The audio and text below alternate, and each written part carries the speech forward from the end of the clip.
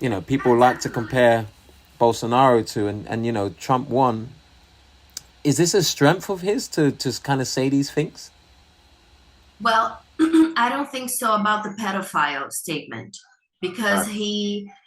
he's so connected with the evangelical churches. He has to have that morality Mm. discourse. So he has to support family, the traditional family and whatnot. So I don't think this one was very good for his popularity, right?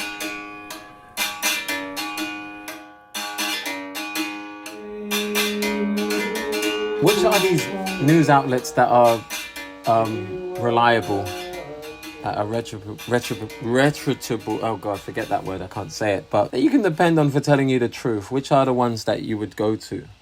That you could Yeah, I recommend? think the classics, the old ones, and I'm not saying this because I believe in their editorial line. I'm saying this because they have the commitment to Brazilian society. So they cannot just say whatever they want. Of course, they have their own opinion on economics or social issues and whatnot, but they are committed to telling the facts and Right. not whatever comes up on their minds. Mm-hmm. So we have here the classic O Globo. It's a Yeah. good newspaper, it's a Logo. good TV channel. We have Estadão, which works in São Paulo mainly. It's very big in São Paulo. In São Paulo, we have Folha de São Paulo, which is a newspaper, very old one and very popular. And we also have the new ones, like Intercept Brazil, which came from the US, right? I think. We have Agência Pública, which are the most alternative media outlets, right? But also committed to facts. We have Agência Lupa, who are people looking for it and giving you what is real and what is not. They do an excellent work with fake news. So, I mean, there are those options, but you need to understand Brazil is a very inequal, we have a very deep issue of social inequality. So a lot of people don't have the it's not Right. it's not usual to them to read the news or to watch the news or whatnot. Yeah. And we have a very deep religious belief here that permeates people's lives because it has to. Once you're brought up in such vulnerability, your faith it's what moves you. So if your pastor tells you something, you believe in it. If your group church tells you that it's X, it is X. It's not Y or Z or H. So it's a lot of deep social issues and tissues for us to look at. Yeah. To sort of combat against. What is it with the church then? Why is it that the church aren't for Lula's government, aren't for PT, and are sort of more inclined to vote Bolsonaro? Why is that? Mm-hmm. Well, we have here in Brazil, evangelical churches are huge. They're very popular. They have done an incredible social work during the 80s and the 90s. But at the same time that we have um, very, how can I say it? At the same time that we have pastors and churches and people very interested in making Brazilians' lives better and that you should live by the words of Jesus Christ and God. There are also those who we call coronals of faith. So those the ones Say that again. Sorry. Sorry. Say that again. Colonels of faith. coronals of faith, coronals like in the military. Ah. Okay. Yeah. Yeah. Yeah. Colonels. Yeah. Yeah, colonels. So they use their power and they use their knowledge to in their favor. So they're involved in politics, they're involved with laundering money, they're involved with sexual scandals, they're involved with a lot of stuff. But they have a lot of power and they are huge. They are not just a church that people go to and work together and create the sense of community. They are companies right now. Yeah. They have like social security numbers. I don't know how to call it in England, but they can work as companies. Oh, wow. And those companies have money interests, right? And I believe that they think that it's easier to deal with ignorant people than to deal with people that knows what's going on. Yeah. Therefore, their interests are completely connected with Bolsonaro wants or says he is going to do or he wants.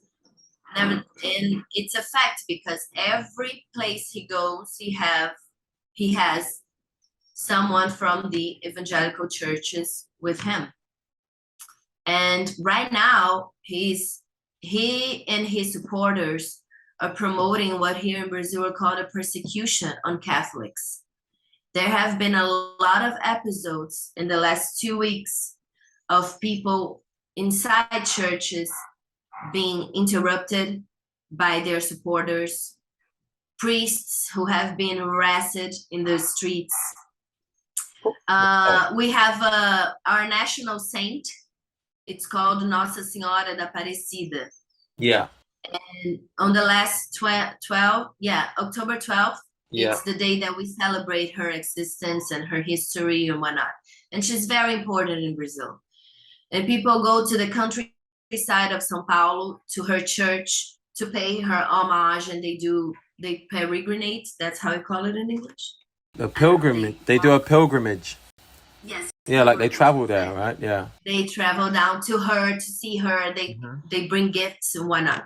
Yeah. And the last October 12th, a group of Bolsonaro supporters went to her basilica, and they started drinking inside of the basilica. They started screaming inside of the basilica and harassing people, for instance, people who were wearing red shirts, which is the color of PT, the Workers' Party. Mm-hmm.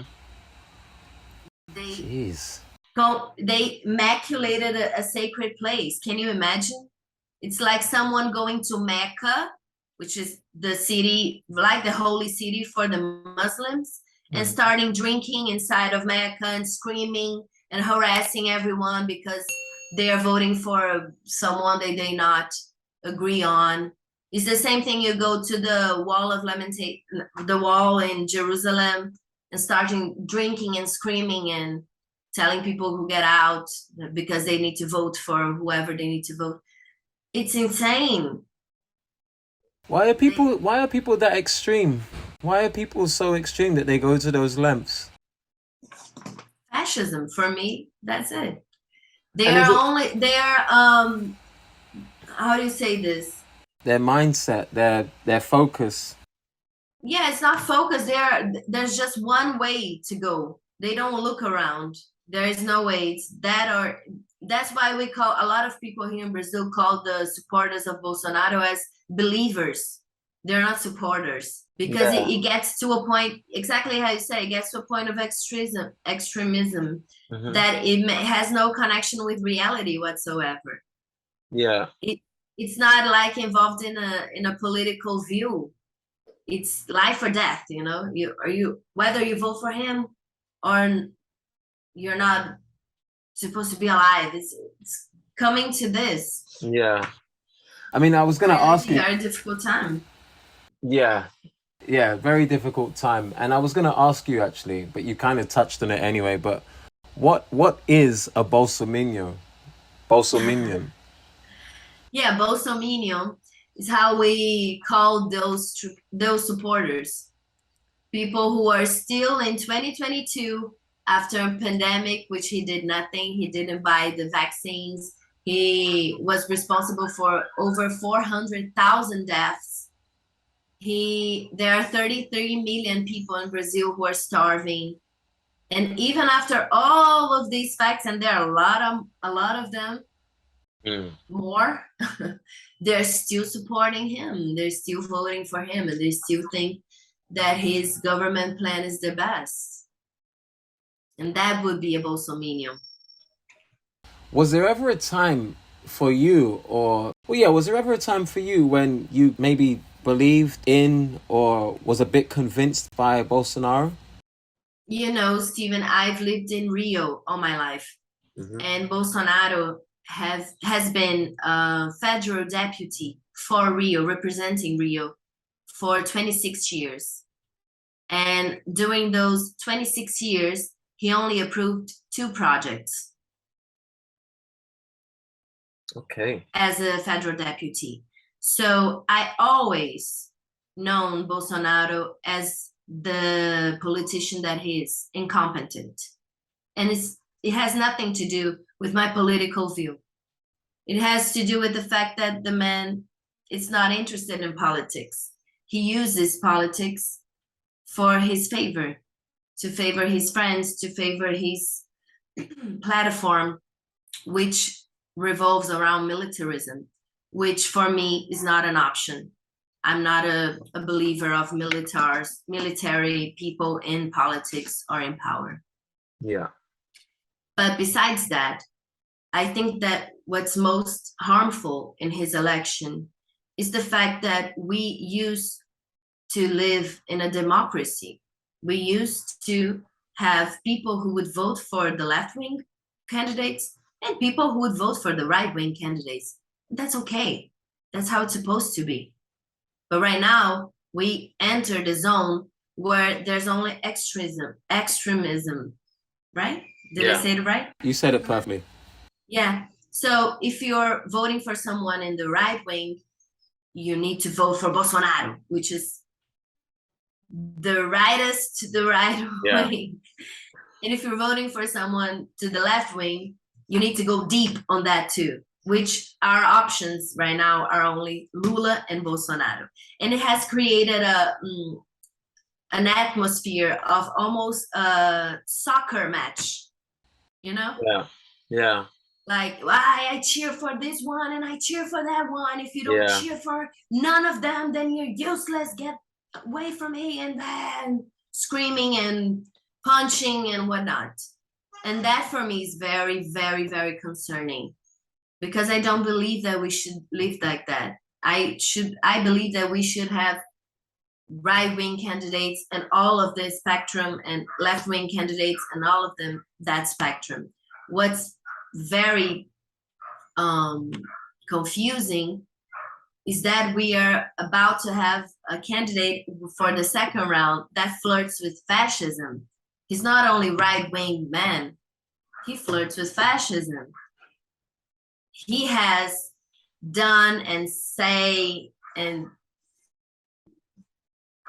behave himself as a fascist. In the last week, he has given 3 declarations who are very problematic. First of them, he was giving an interview, I believe, for an English outlet media, which he said he would try to eat an indigenous people. Oh my gosh. But he had no one to go with him. So he openly gives an interview talking about cannibalism. 2 days ago, people picked up a saying from him from a podcast where he was talking about he visited a place like a center that would welcome refugees.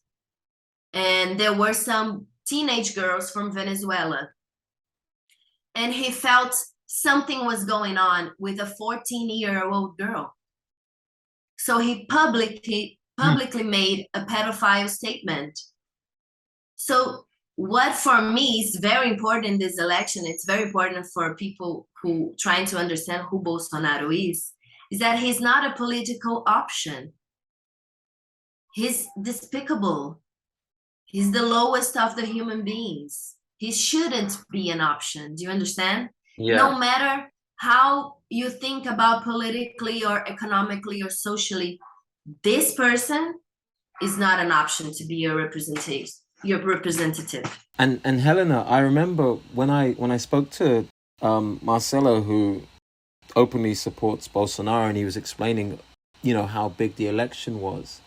He said that, it's it's bigger, if not as big as the World Cup for Brazil. It's such a big thing. And I remember you mentioned just now about it being as like a football game and two teams, and people being quite extreme in how they're cheering for either one. So it's like you both kind of have that opinion, even though you look at it from different perspectives. And another thing, just in terms of these things that the Bolsonaro says, that he that you've got these quotes of him saying these horrific things. Another president or ex-president used to say things like that, and he was elected. Do you think that these things that he says make him maybe a little bit more popular, or to his supporters it doesn't matter? Because I mean, obviously I'm talking about Donald Trump, who people like to compare Bolsonaro to, and Trump won. Is this a strength of his to kind of say these things? Well, I don't think so about the pedophile statement, because he's so connected with the evangelical churches. He has to have that morality discourse. So he has to support family, the traditional family and whatnot. So I don't think this one was very good for his popularity, right? But of course, I think that a lot of the tragedy and the horrific sayings that comes out of his mouth are directed to his public, to his audience, definitely. I think there are a lot of, we cannot forget that 30% of the people think that his government plan is a good government plan. And that for a number of reasons. He's very supportive of people that deforest rainforests such as the Amazon. He's very supportive of agribusiness, which is the business around agriculture and cattle. Do you understand what I'm saying? With farmers and big farmers. He's very supportive to them. He's very supportive to neoliberalism, economics. So of course he has his publics, his audiences. And I believe that a lot of what he says go to them. But at the same time, what he does in a humane level is despicable. Yeah. Because of that, what I said. Yeah. He does a pedophile statement. He talks about cannibalism. He didn't buy the vaccines, which for us in Brazil is very common. Since the moment we are born, we are vaccinated. So for us to not have the vaccine is very impactful. It has costed us 400,000 lives not having the vaccine when we are supposed to have them. Especially because we were going through a very economic difficult time, so people couldn't stay at home. And there's also this. The left-wing government created in Brazil something called Bolsa Família, which in English literally translates to family support or something like that. Yeah, it's like a benefit, right? Yes, it's a benefit, exactly. And the benefit is directed through women in Brazil, and the women receive it, and the women use on their families. But for you to have this benefit, you have to put your children in school. Their children needs to be vaccinated. They need to go to the doctor regularly. There are a lot of things that go with this benefit, right? So once the pandemic hits and people needed to stay at home, or at least the ones that could, the government went on to say, listen, we need to create a benefit for the pandemic so people can actually stay at home. People who can't afford to live on their savings, they need to work every day, or they need to have a benefit. Do you know what he did? After a lot of pressure, he created the benefit. And do you know how much he wanted to pay the benefit? 200 reais. Oh, what, a day? No, a month. Oh, wow. 200 reais in English pounds is, well, today it's not that much, but today it's more, but it's less than £50. Exactly. Wow, a month. And yes, exactly. And after a lot of pressure from the deputies, from the left-wing parties, and some deputies from the right-wing parties, he increased to 600 reais. Yeah. But he wanted to pay 200 reais, less than 50 pounds, for people to stay at home during pandemic. Yeah. So he clearly, for me at least, has no interest in developing Brazilian's population. Yeah. He wants people to live the worst way possible so that he and his friends and businessmen, I don't know, gets the money, the forest, the wood, the water, and whatnot. Yeah. All of So the good. please, if you're a Brazilian and you listen to this in England, vote 13. Lula, we need to get this man out of our presidency. We can't take it anymore. I've got two more questions for you. Just because, and then we'll be able to wrap up. So the first question, you kind of answered it. To be honest, you're such a good speaker. I feel like I'm just repeating myself or asking you to repeat yourself. But why should people vote for Lula? I believe personally that we as human beings look for the best for us, um, emotionally, socially, economically. And I would never vote for someone who is inhumane as Bolsonaro. Because for me, as I said before, he's despicable. I don't want that the president of my country, the leader who was supposed to be a leader of morality, of ethics, of good things, to be this man, which does not represent any of them. And of course, if you put the government plan one side, one to the other, Yeah. you see one have propositions. One of them has history, they have propositions, they have ways of doing things, and the other doesn't. And I'm not saying this because I'm voting for Lula. I'm saying this because I read both of their government plans. And the difference is mind-blowing. That being said, I think we should analyze, and a lot of people did that. You can look online on Brazilian media outlets, on English outlets, on American outlets, the work that socially Lula has done in Brazil is unprecedented. No one has done what he did. No one. His government took 25 million people out of misery, because in Brazil we have misery. It's not poverty, it's misery. He created over 20 colleges and universities. He created programs to take light system. I don't know how you say it in English, but for you to have electric energy. He created programs that would take electric energy to the deepest areas in Brazil. He created the deviation of a huge Rio in the northeast that would take water to these people. He's a man that, whether you agree with his politics or not, he was an excellent president. That's what I'm saying. At the end of the day, if you do not agree with his politics or with what he says or whatnot, if you look at what he did as a president, he has anything to compare with Bolsonaro. And great answer. And just quickly, because Lula went to prison, do you think that it's right that he runs for president? And also, do you think that do you think him going to prison was just? If you could answer in that reverse order. Mm-hmm.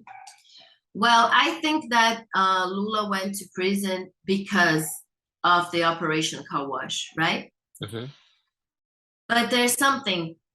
He has been, how do you say, innocented? Like he has been proven innocent.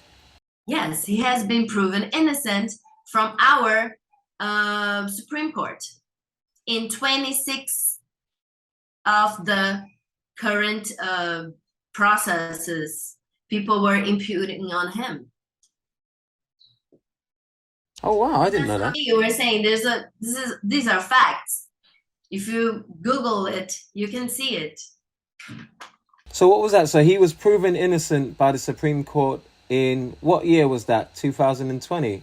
When did he come out? Was it 2009? Last year? Yeah. Okay, cool. It's not last year, at the end of 2020. Right. Yeah. Okay. So what happens is he got arrested, right? From this judge, this judge, Sergio Moro. So you're guilty, you're going to prison, and then he appealed, and the second instance told him, no, you're going to jail. And he did. He went to jail because he said, I have nothing to hide. I'm not going to run away. I'm not going to live in another country. I'm not going to do that. I'm going to go to jail. If you think I'm going to go to, if I need to go to arrested, I'm going. Because I'm going to prove my innocence. Get out. I'm going to run and I'm going to win. And that's pretty much what's going on. He got his innocence proven by our Supreme Court from the 26 how do you say it? Processos? Yeah, tribunal or whatever process, trial. Yeah, trial from the 26 trials that they put on him.